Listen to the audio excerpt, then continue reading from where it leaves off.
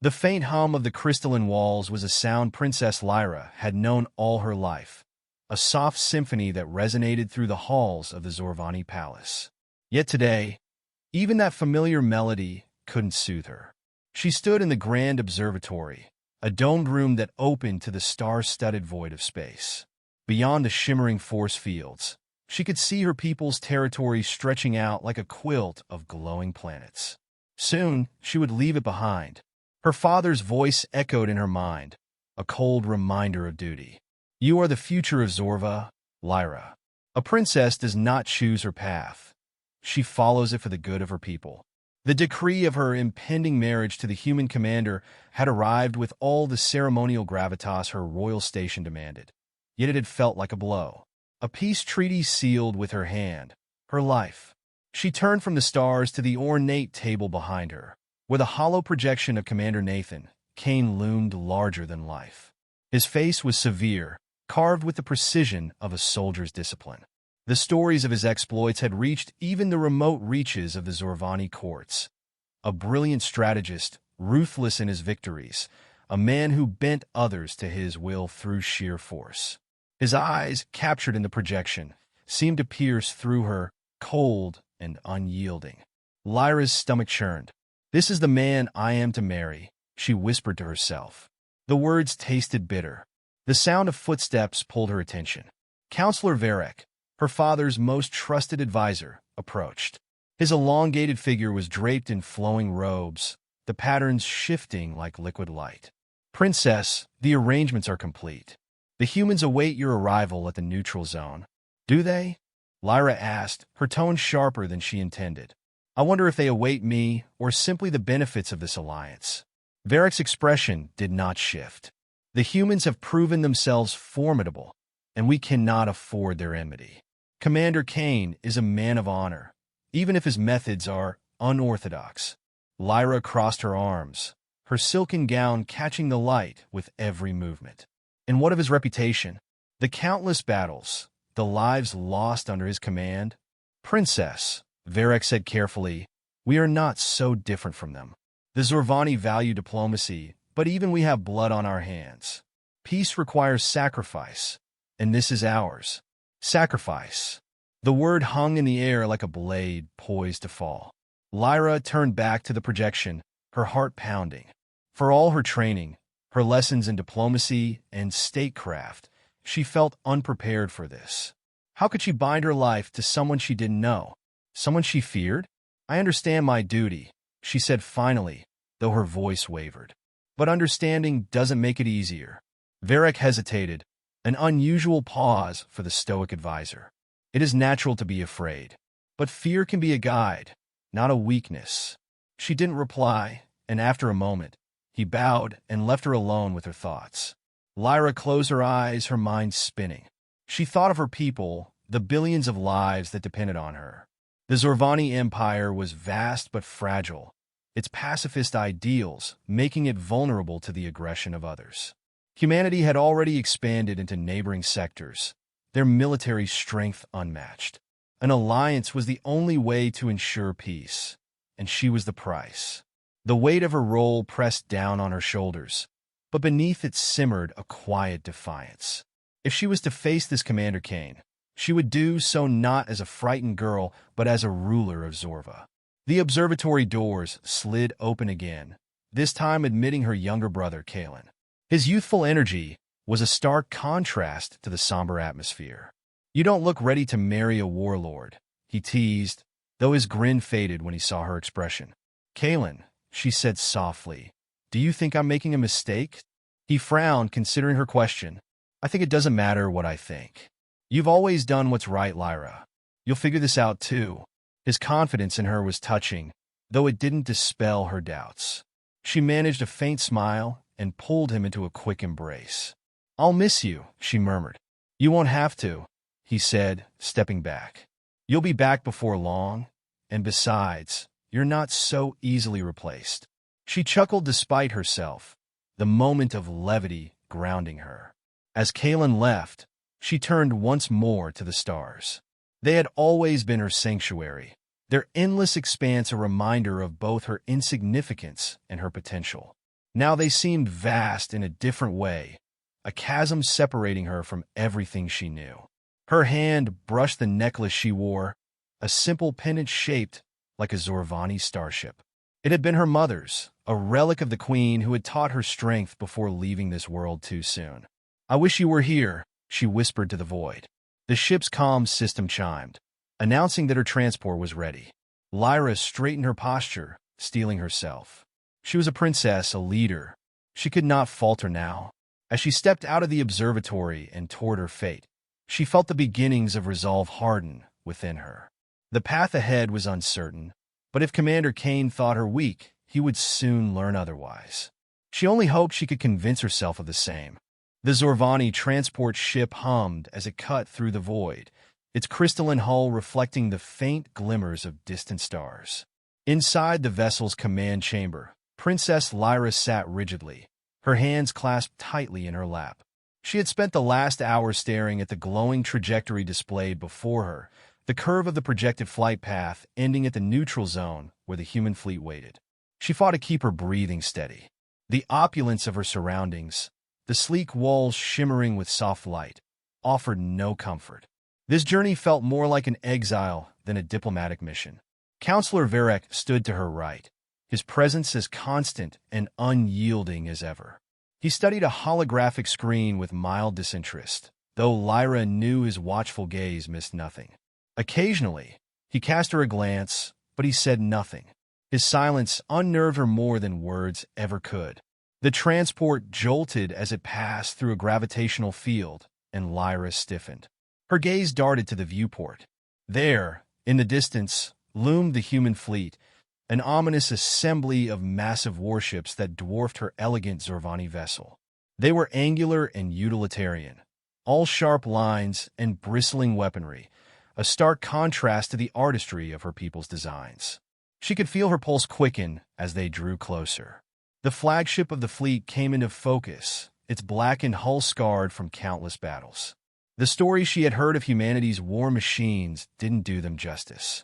It was a fortress, a harbinger of destruction, and somewhere within it waited the man who would soon become her husband. "The humans have granted us permission to dock," Varek announced, his tone devoid of emotion. "Princess, I recommend you prepare yourself." "I am prepared," she replied, though her voice lacked conviction. Her attendant, Mira, approached, holding out a delicate veil encrusted with shimmering Zorvani crystals. Lyra stared at it for a moment before shaking her head. "No veil. I will not hide my face." Mira hesitated, but obeyed, stepping back with a bow. Lyra rose to her feet, smoothing the fabric of her gown. Every movement felt heavy, as though the weight of her entire empire rested on her shoulders. Perhaps it did. The docking sequence began, the ship shuddering slightly as it latched onto the human vessel. A sharp hiss signaled the opening of the airlock, and the atmosphere grew noticeably colder. Lyra drew in a deep breath, squaring her shoulders as the doors slid open. The first thing she noticed was the silence. A line of human soldiers stood at attention, their expressions unreadable behind their sleek helmets. They were armored in dark, practical uniforms, their weapons holstered but ever-present. Their presence was an unspoken reminder of the power humanity wielded. Then, she saw him. Commander Nathan Kane stood at the center of the formation, his presence commanding even without the ceremonial trappings of his station. He was tall and broad-shouldered, his posture rigid yet unpretentious. His uniform was immaculate, a dark coat with polished insignias gleaming against its fabric. But it was his face that captured her attention. Sharp features hardened by years of conflict, a jawline that seemed carved from stone, and piercing blue eyes that locked onto her with an intensity that made her breath catch. He wasn't what she had expected. Ruthless, yes, but not monstrous. His gaze was neither cruel nor dismissive, but calculating, as though he were assessing her every move. "Princess Lyra of Zorva," he said, his voice low and even, carrying a weight that silenced the room. "Welcome aboard the Invictus." She inclined her head, refusing to let herself be intimidated. "Commander Kane, I thank you for your hospitality." His lips quirked ever so slightly, though it was impossible to tell if it was amusement or something else. "I trust your journey was uneventful?" "Entirely," she replied. "Your fleet is impressive." He nodded, his expression betraying nothing. "We pride ourselves on being prepared for any eventuality." The words were pointed, and Lyra couldn't help but feel the weight of their implication. Her people's reputation for pacifism was well known. He was reminding her, subtly, of the disparity between their two civilizations. "Come," Kane said, gesturing for her to follow. "There is much to discuss." The procession moved through the sterile corridors of the ship, the walls lined with faintly glowing panels, and the hum of machinery resonating faintly in the background. Lyra found herself scrutinizing every detail, from the efficiency of the soldiers' movements to the utilitarian design of the vessel. Everything about this place was pragmatic, engineered for function over form. Kane walked beside her, his pace measured. He didn't speak, and the silence between them grew heavier with every step. She wanted to ask him 1,000 questions about his intentions, his thoughts on this alliance, his view of her, but she couldn't find the words. At last, they arrived at a large chamber dominated by a circular table displaying a holographic map of the neutral zone. Kane motioned for her to take a seat, and she did so with as much poise as she could muster. "I assume you're aware of the stakes," he said, his tone brisk but not unkind. "I am," she replied. "Peace between our people depends on this union." He studied her for a moment, his gaze piercing. "Peace is fragile. This alliance ensures stability, but only if both sides honor their commitments." Lyra met his eyes, refusing to look away. "Zorva has always honored its commitments, Commander. I hope humanity can say the same." The faintest flicker of a smile crossed his lips, though it vanished almost as quickly as it appeared. "You'll find I'm a man of my word, Princess." She couldn't tell if it was a reassurance or a warning. Their conversation was interrupted by a soft chime, signaling the arrival of refreshments. A human attendant placed a tray before them, offering Lyra a cup of tea. She hesitated before accepting it, the warmth of the cup grounding her. For a brief moment, the atmosphere seemed to ease. Kane leaned back slightly, his posture less rigid, though his eyes never left hers. "You don't trust me," he said suddenly, his tone matter-of-fact. Lyra blinked, caught off guard by his bluntness. "I don't know you," she admitted. "That's fair," he said, surprising her. "Trust takes time. But if this is to work, we'll have to start somewhere." She studied him carefully, searching for cracks in his stoic exterior. He was an enigma, a man shaped by war and duty, and yet there was something in his voice, a faint undercurrent of sincerity, that made her pause. "Then let us begin," she said, her voice steady.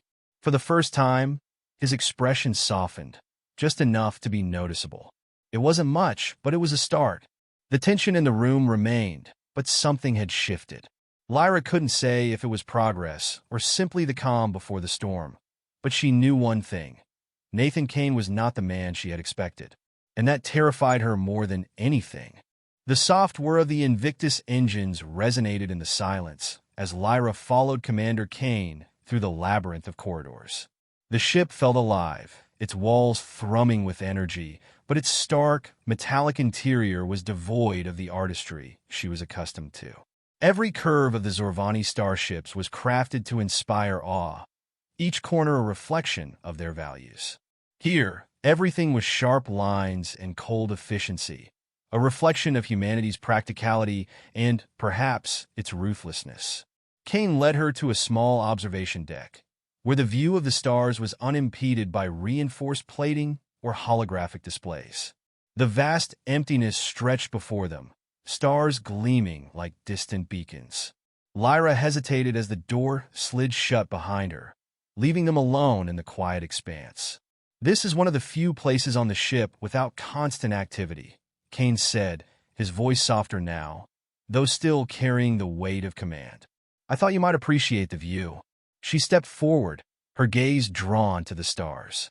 They were the same stars she had looked upon from the Zorvani palace, yet they seemed different now, colder, more distant. "It's beautiful," she admitted, her voice barely above a whisper. "But it doesn't feel real." Out here, everything feels disconnected. Kane crossed his arms, leaning against the wall near the viewport. Space can do that. It has a way of making you question your place in the universe. Lyra glanced at him, studying the way the dim light cast shadows across his face. There was something almost vulnerable about him in this moment, though he hid it well. She wondered how much of the man before her was the true Nathan Kane, and how much was the mask of a commander. "You've spent most of your life in places like this, haven't you?" she asked. He nodded. "I was born on Earth, but I've been stationed on ships since I was 18. This is more home to me than anywhere else." She tried to imagine what that kind of life would be like, living without roots, without a land to call your own. The Zorvani were deeply tied to their homeworld, their culture steeped in tradition and connection. For Kane and his people, it seemed survival came first above all else. "Do you ever tire of it?" she asked. He was silent for a moment, his gaze fixed on the stars. "Sometimes, but tired men don't win wars, princess. And I've had my fair share of them." The way he said it, so matter-of-factly, sent a chill through her. She thought of the stories she had heard, of battles won at devastating costs, of the planets left scarred in his wake. Yet here he was speaking not with pride, but with a weariness that felt almost human. "You carry it with you," she said softly, surprising herself with the observation. His eyes flicked to hers, sharp and searching. "What do you mean?" "The weight of it," she continued. "The choices you've made, the lives you've taken. It's not something you can leave behind, is it?" He didn't respond immediately, and she wondered if she had overstepped. But then he spoke, his voice quieter than before. "No, you don't leave it behind. You just learn to live with it." She looked away, her thoughts swirling. Kane was far from the monster she had imagined, but that didn't make him any less dangerous. If anything, it made him more so. A man who understood the cost of his actions yet continued to bear them. What kind of strength or desperation did that take? "Is that what this is to you?" she asked suddenly. "This alliance? Just another war to win?" His gaze hardened slightly, and for a moment, she thought he might shut her out. But then he sighed, the tension in his shoulders easing. "It's not about winning or losing," he said. "It's about survival. For both of us, humanity isn't as unified as you might think. There are factions, rivalries, people who would rather see this alliance fail than succeed. If we don't stand together, we'll fall apart. And I suspect the same is true for your people." She didn't answer immediately, his words striking a chord she hadn't expected. He wasn't wrong. The Zorvani Empire's pacifist ideals had kept them safe for centuries, but they had also made them vulnerable. The alliance wasn't just a choice, it was a necessity. Still, the thought of tying herself to him, of becoming part of his world, felt suffocating. "Do you believe peace is even possible?" she asked, her voice tinged with doubt. "I believe it's worth fighting for," he replied without hesitation. "But peace isn't something you get handed to you. You have to build it brick by brick, and sometimes that means getting your hands dirty." She frowned, conflicted. His pragmatism clashed with everything she had been taught, yet there was an undeniable logic to it. Peace built on ideals alone was fragile. Perhaps she had always known that, but hearing it from him made it uncomfortably real. The silence between them stretched, filled only by the faint hum of the ship. Lyra turned back to the viewport, the stars blurring slightly as her thoughts raced. "I don't know if I can do this," she admitted quietly, the vulnerability in her voice surprising even herself. Kane didn't respond immediately, and when she glanced at him, she saw a flicker of something unexpected in his eyes. Empathy, perhaps, or understanding. "You can," he said simply. "You're stronger than you think." The words, so plain and unadorned, struck her more deeply than she cared to admit. She wanted to argue, to push back against the faith he seemed to place in her, but instead, she found herself nodding. "Maybe," she said, her voice steadier now, "but strength doesn't make this any easier." "No," he agreed. "It doesn't." For a moment, they stood in silence, two figures from different worlds united by the fragile thread of necessity. Lyra still didn't trust him, and perhaps she never would, but she could see now that he wasn't the villain she had imagined. The chime of the comm system broke the quiet, and Kane straightened, the commander's mask slipping back into place. "We've arrived at the neutral station. The delegations will be waiting." Lyra nodded, her resolve hardening. The path ahead was uncertain, but she would face it head-on, just as she had been trained to do. As they left the observation deck, she couldn't shake the feeling that something fundamental had shifted between them. Whether it was a crack in the walls they had both built, or simply the calm before the storm, she didn't know. All she knew was that the man walking beside her was no longer a stranger, and that terrified her most of all. The neutral station, an enormous structure suspended in the void, came into view as the Invictus approached. It was a testament to cooperation, constructed centuries ago as a meeting point for civilizations that preferred the buffer of shared space for their diplomacy. Its exterior was a patchwork of metallic panels and glowing conduits, a blend of alien designs that spoke of countless cultures. Lyra stood at the viewport of the transport shuttle that would ferry her and Kane to the station. The sprawling docking ports and observation domes loomed closer with every passing second. Around her, the hum of preparation filled the shuttle as aides and officers moved with practiced efficiency. Kane stood a few paces behind her, his voice a steady murmur as he gave final instructions to his staff. Lyra found herself glancing back at him occasionally, watching the way he carried himself. He was a man entirely in his element, commanding without arrogance, speaking with the calm certainty of someone who had faced far worse than a diplomatic negotiation. The shuttle jolted as it connected with the station's docking clamps. Lyra turned away from the viewport, her expression carefully composed. Whatever anxieties churned within her, she would not let them show. She was a princess of Zorva, and her people depended on her strength. "Ready?" Kane asked as he approached, his tone neutral, but his eyes searching hers. "Always," she replied, lifting her chin. A soft hiss signaled the opening of the airlock. The corridor beyond was brightly lit, lined with representatives from both sides, their uniforms and attire a stark contrast of cultures. The Zorvani delegation stood to the left, their flowing garments shimmering with crystalline threads that caught the light. On the right were the humans, clad in practical uniforms, their expressions guarded.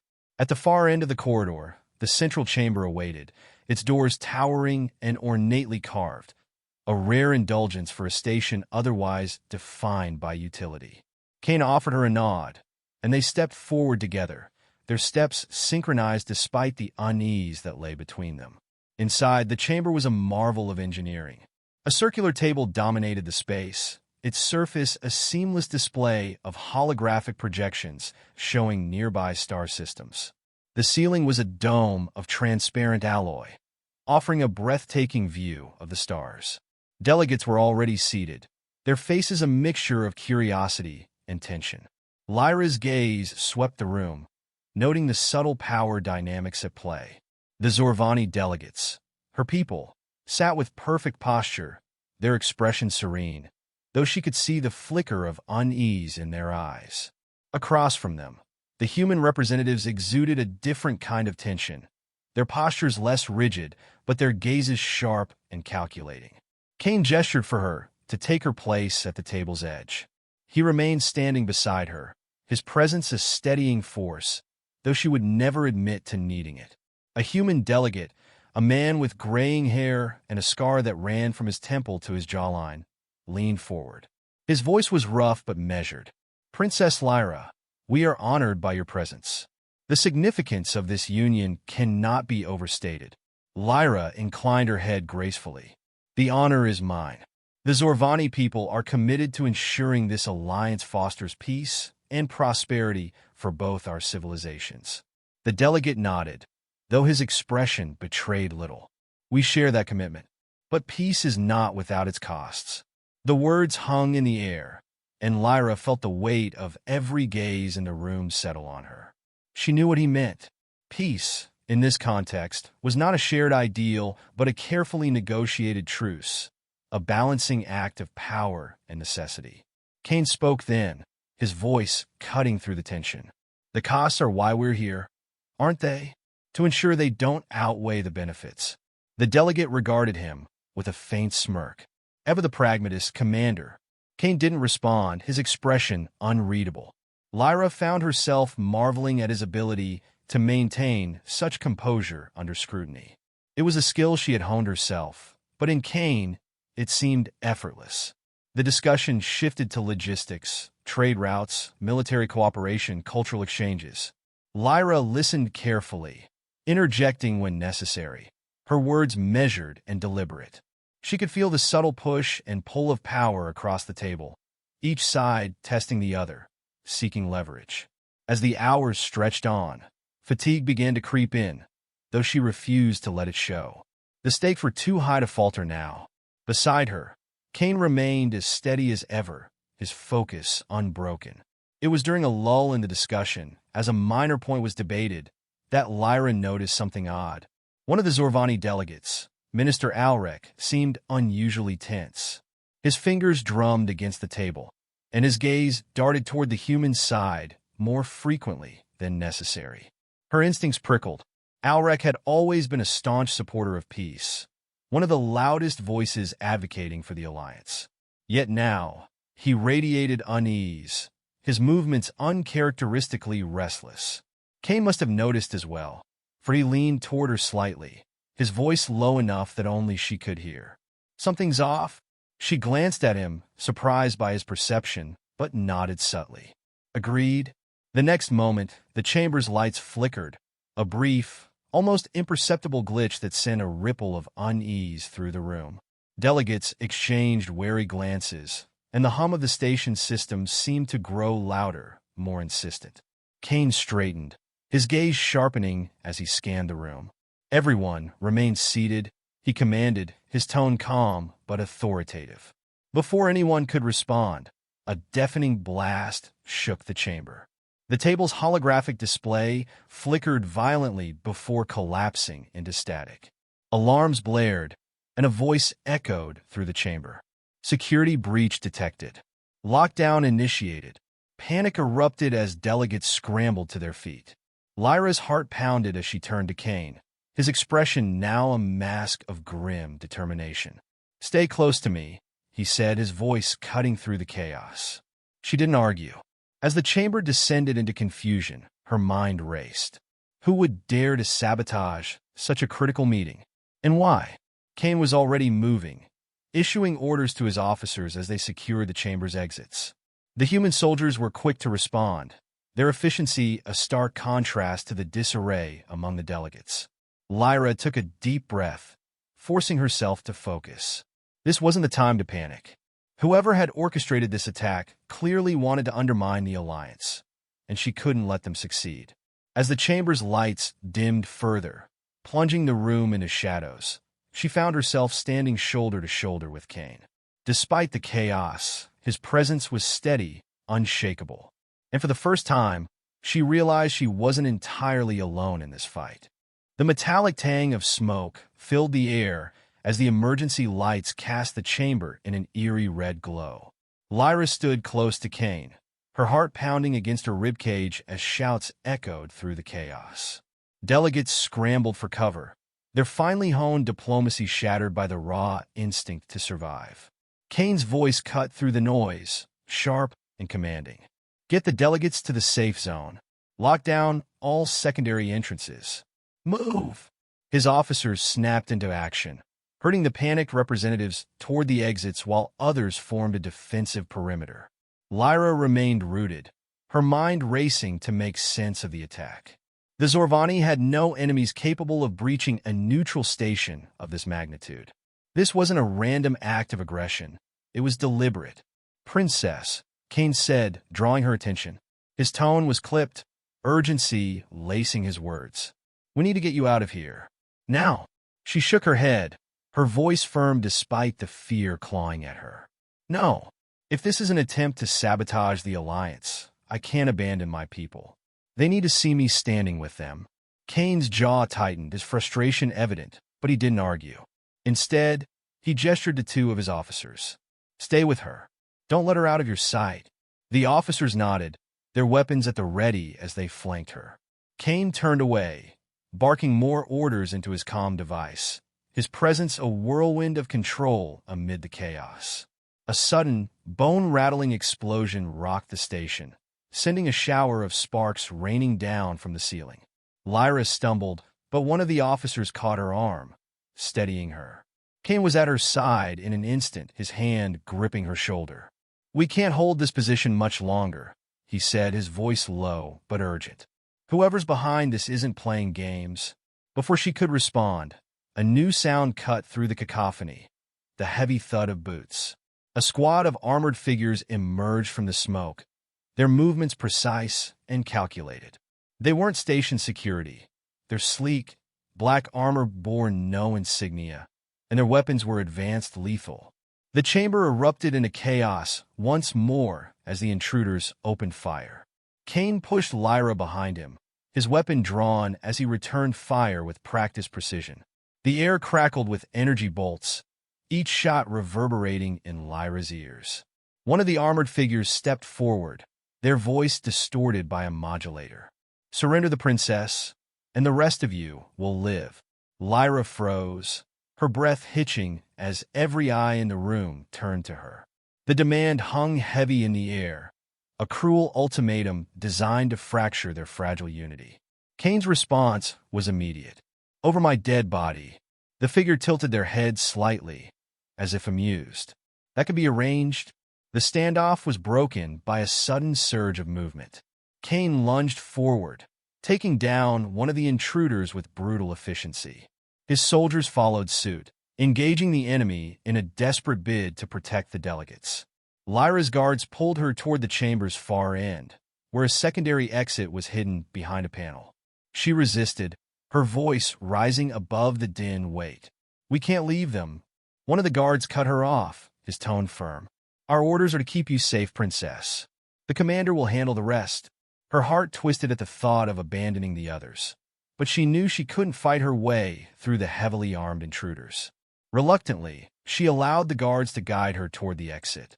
The corridor beyond was narrow and dimly lit, its walls trembling with the impact of distant explosions. As they hurried through the maze of passages, Lyra's mind raced. This attack was too precise, too coordinated to be the work of opportunists. Someone with significant resources wanted her dead, or worse, captured. "Do you know who's behind this?" she asked one of the guards, her voice tight. He shook his head, his gaze focused on their path. "No, ma'am. But whoever they are, they're well-funded and well-prepared." The thought sent a chill down her spine. If this was a coordinated effort to destabilize the alliance, it was succeeding. And if she didn't find a way to turn the tide, the fragile peace they were working toward could shatter entirely. The group rounded a corner and came to an abrupt halt. Ahead of them, another squad of armored intruders blocked the passage, their weapons already raised. Lyra's guards moved instantly, positioning themselves between her and the enemy. The corridor erupted into chaos as energy bolts filled the air, the sound deafening in the confined space. One of the guards fell, a bolt striking him square in the chest. Lyra's heart clenched, but there was no time to mourn. The remaining guard grabbed her arm, his grip firm. "This way," he shouted, pulling her toward a side passage. They sprinted down the new path, the sounds of battle fading behind them. Lyra's legs burned, her breath coming in ragged gasps, but she forced herself to keep moving. Survival was the only option. Finally, they emerged into a small maintenance bay, its walls lined with tools and machinery. The guard moved quickly, sealing the door behind them and activating the locking mechanism. "We should be safe here for now," he said, his voice strained. Lyra sank to the floor, her chest heaving as she tried to catch her breath. The guard stood nearby, his weapon trained on the door, his posture tense. Her mind churned with questions, but one thought rose above the rest. Kane. She didn't know if he was still alive, still fighting, but the memory of his unwavering determination gave her a flicker of hope. The station shuddered once more, the distant sounds of battle a reminder that this wasn't over. Lyra clenched her fists, her resolve hardening. Whoever was behind this attack had underestimated her. She wasn't just a pawn to be sacrificed. She was a queen in her own right, and she would find a way to turn this game around. The guard glanced at her, his expression unreadable. "What now, princess?" She straightened, her voice steady despite the fear gnawing at her. We find a way to end this. Together. The words felt like a promise, not just to herself, but to Kane and everyone else fighting to protect her. No matter how dire the situation seemed, she refused to let the attackers win. The maintenance bay was eerily silent, save for the soft hum of the station's power conduits and the distant vibrations of conflict echoing through the walls. Lyra paced restlessly, her mind racing as she tried to piece together the threads of the attack. Whoever had orchestrated this had not only planned to disrupt the negotiations, but had also prepared to dismantle any semblance of order aboard the station. Her remaining guard stood watch by the door, his weapon held at the ready. His face was etched with tension, his sharp gaze darting between her and the sealed entrance. Lyra knew they couldn't stay hidden forever. The enemy was too resourceful, too determined. "We need to make contact with the others," she said, breaking the oppressive silence. "Kane, the delegation. Someone." The guard shook his head, his voice grim.